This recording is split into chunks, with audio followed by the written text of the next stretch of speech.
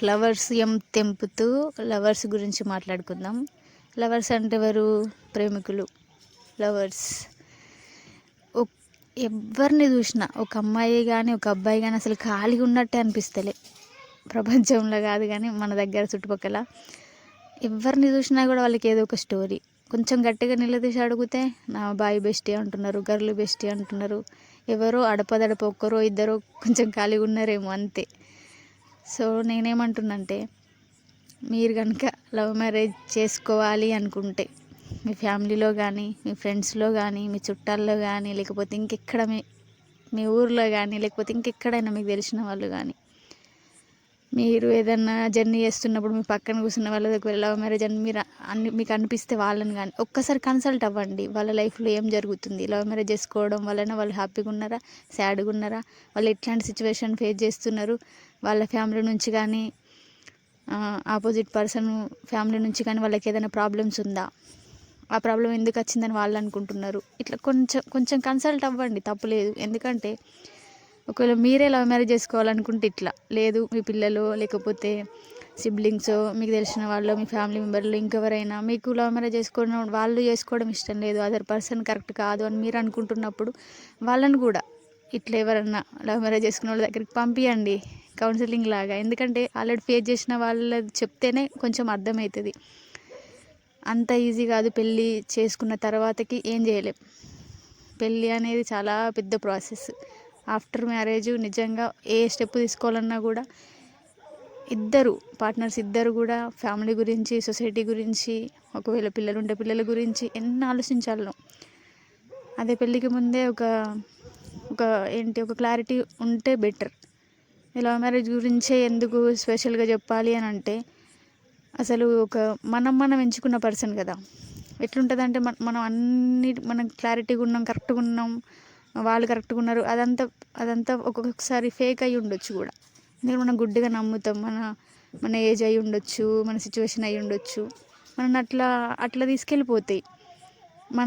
మన చాలా ఫ్యామిలీస్లలో love మ్యారేజ్ని accept చెయ్యరు. ఎందుకు అని అంటే, ఇట్లాంటివి చూసి వాళ్ళు మనకంటే చాలా జీవితం చూసి ఉంటారు కదా, వాళ్ళు అందుకే అబ్జెక్షన్స్ చెప్తారు. చెప్పినప్పుడు ఒక్కసారి ఆగి ఆలోచించండి. మీరు అబ్బాయి అయినా సరే అమ్మాయి అయినా సరే ఒక్కసారి ఆగి ఆలోచించండి, వాళ్ళు ఎందుకు వద్దంటున్నారు అని. కనీసం వాళ్ళు వద్దన్నదానికి ఒక మెచ్యూరిటీ ఉంచుకొని ఒక్క నిమిషం ఆలోచిస్తే మీకు తర్వాత వచ్చే చాలా ప్రాబ్లమ్స్కి మీకు సొల్యూషన్ దొరకవచ్చు. పెళ్ళి చేసుకున్న తర్వాత ప్రాబ్లం వచ్చిన తర్వాత అయ్యో నా కర్మ, అయ్యో నా రాత అనుకుంటే ఏం లాభం లేదు. మళ్ళీ మీరు వెనకకి వచ్చి మీ పరువు మీరు తీసుకోవడం తప్పితే ఏం లేదు. ఇంకొకటి, పార్ట్నర్ మీద మళ్ళీ అది కూడా లవ్ మ్యారేజ్ చేసుకొని పార్ట్నర్ మీద కంప్లైంట్స్ ఇస్తే సొసైటీ కానీ మీ ఫ్యామిలీ కానీ మిమ్మల్ని ఒక చీప్గా చూస్తారు. మళ్ళీ వాళ్ళు అంటారేమని, నీకు ముందు తెలియదా అని తెలిసేగా పెళ్ళి చేసుకున్నావు అని అంటారు. అవసరమా? లేకపోతే సమస్య కొంచెం పెద్ద అయిన తర్వాత అంటారు, నీకు ముందే చెప్పినాం వద్దని, కిందికే చెప్పినాం వద్దని అని. చాలా వినాల్సి వస్తుంది. అది ఆల్మోస్ట్ పార్ట్నర్ కూడా కొన్ని సమస్యలు ఫేస్ చేసి ఇంకా మీ పైన ఉన్న లవ్ అదంతా పోయి వాళ్ళు ఏమంటారంటే, నువ్వు ఇట్లుండే కదా అప్పుడు, ఇట్లుండే కదా ఇప్పుడు అని అంటే వాళ్ళు ఏమంటారంటే, నువ్వు పోగొట్టుకున్నావు అదంతా, నువ్వు పోగొట్టుకున్నావు అని అంటారు. కొన్ని మాటలు ఎట్లా ఉంటుందంటే ఫేస్ చేయలేం. చాలామందిని చూస్తా వస్తే అసలు లవ్ మ్యారేజ్ అంటే ఒక రెస్పెక్ట్లెస్ అయిపోయింది.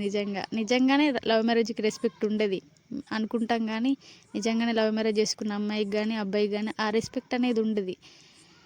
అరేంజ్ మ్యారేజ్ చేసుకున్న వాళ్ళకి ఇచ్చే రెస్పెక్ట్ లవ్ మ్యారేజ్ చేసుకున్న వాళ్ళకి ఇవ్వరు.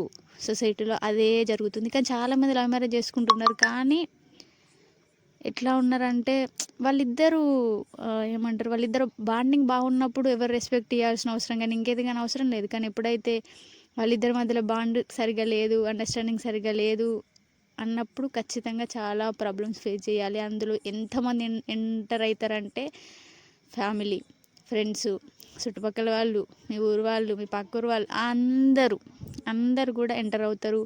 వాళ్ళని కొంచెం నెగిటివ్ అయితే సరిపోతుంది, ఉన్న నెగిటివ్ మొత్తం ఇంకా నెగిటివ్ చేస్తారు. ఇంకా వాళ్ళు చేసిన ఇది చెయ్యండి అన్ని నెగిటివ్ వర్డ్స్ అంతా తీసుకొచ్చి మీ దగ్గర చెప్పేస్తారు. అయ్యో నీకు ముందే చెప్దాం అనుకున్నాం కానీ నువ్వేడా ఫీల్ అవుతావు అని చెప్పలేదు, ఇలా అబ్బా నేను విని ఇదైపోయినా. ఎంతమంది లైఫ్లు ఇదైపోయింది కదా అని అనిపించింది.